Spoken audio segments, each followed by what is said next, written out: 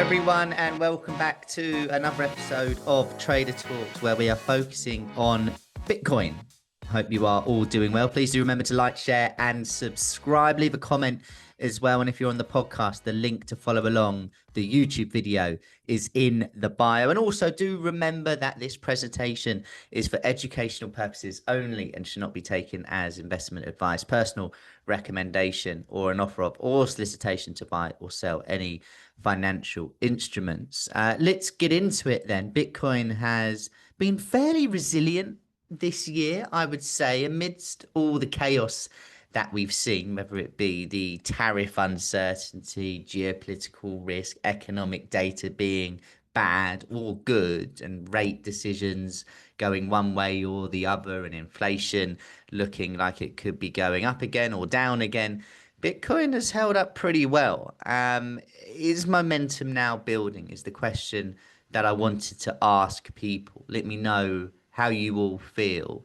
And we will discuss some of the technical breakouts that we have seen. We'll talk about how maybe what we're seeing right now is similar to a charting pattern back in 2020. And then we'll also look at Bitcoin against the Nasdaq as well. Just before we do go into all of that, let's just have a quick look at the chart just to see how things are looking. I mean, at the moment, it's a pretty good picture, right? You've got a very strong green candle to start the week. We're currently on a Wednesday at the moment, and things look pretty good, you have to say. And you know, when we drill down into this and just to look at the daily chart here, and this is what I kind of wanted to talk about at the beginning, to say just how resilient things have been. If I bring in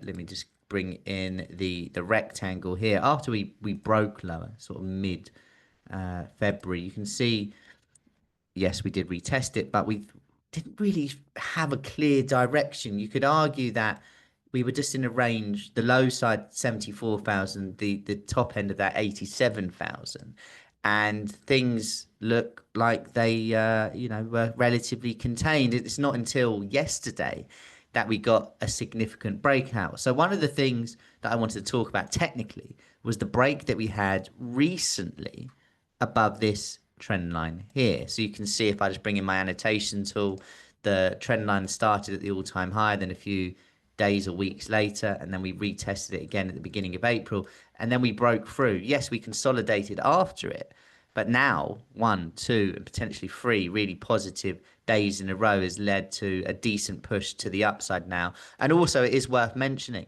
that you have all of these lows that acted as support for Bitcoin before the breakdown, then were resistance 1 day, 2 day, 3 day, 4 days.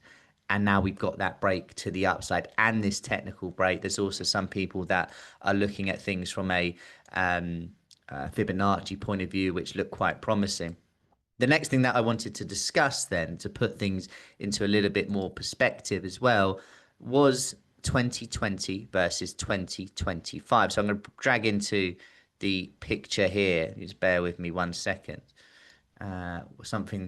Here's something I made yesterday. And you can see, going back to 2020 on the left-hand side, we have an area of resistance, 1, 2, 3. We break above it, much like we did here on the right-hand side, as you see. So look, there's the break up, there's the break up. And then it comes down to retest those highs.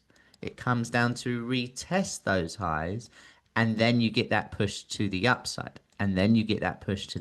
So in theory, are we starting to see that again?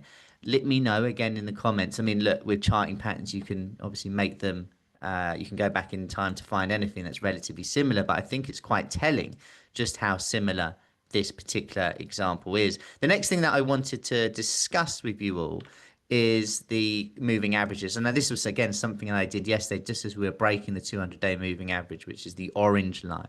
But we also broke above the 30-day moving average. We found support on that a few times before pushing up, and it's now above the 200-day moving average. It's above our resistance level of 88,000. It found support, as we said, at 74. And let's just now have a look at that, what it looks like as of right now. So if we bring in our moving average, we'll just use the 200 day moving average. Let me just edit this for you all now just to put that into some perspective. There you go. And you can see we're nicely above it. Yesterday we closed above it. And as I always say with these things, you know, technically it could look good during the day, but it's all about where it closes on that day. So happy days at the moment, you could argue, for Bitcoin. And the next thing that I wanted to discuss here was with the Nasdaq and that dissociation that you can see here with the Bitcoin price. So the Nasdaq here has been trending higher, and then obviously we have that move, as you see, to the downside. Okay, whereas Bitcoin, whilst yes, it has off its all-time high, as you can see, is now starting to or has been starting over the last few days to really push to the upside. Now, as I said, the Nasdaq today looks relatively good and had a good day yesterday. But it's interesting that Bitcoin has sort of been leading the way here, and I wonder if anyone has been taking note of that as well. But as we said, Bitcoin right now looking pretty good. In terms of targets that people may want to look at, be aware of, because it's certainly not a case of we're going to be sitting here and saying, oh, well, it's, you know, it's now going to go straight to all-time highs. That's not the case at all here. You're literally walking into, as we draw, you know, up these resistance, and it has to be a rectangle in fairness, all of these lows into those highs. We're pretty much in that zone right now. If you were, you know, if you were a buyer based on that retest of that previous all-time high, let's just bring that into picture, this would probably be an area where a lot of traders would be looking to take profit. Now, of course, above there, things do look a little bit different. That would be something you would look for to target new all-time highs, and then obviously looking for that push above those. But yeah, we're at an area now where I can understand where some people short-term would potentially be looking to take some profit.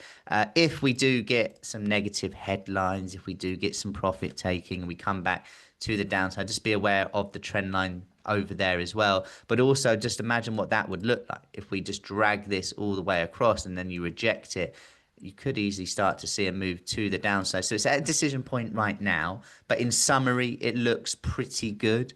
We got the technical breaks, we got the resilience that it's shown as well, and also for people that look at sort of the global liquidity, which has been leading the way, Bitcoin's been lagging behind it, but follows it very closely. That's been pushing up as well. So overall, I think right now we're in a good position. We've been resilient. We've now had a technical breakout. We've had a close above key levels. The next question is, can we continue higher? Let me know what you think, and I'll speak to you all very soon.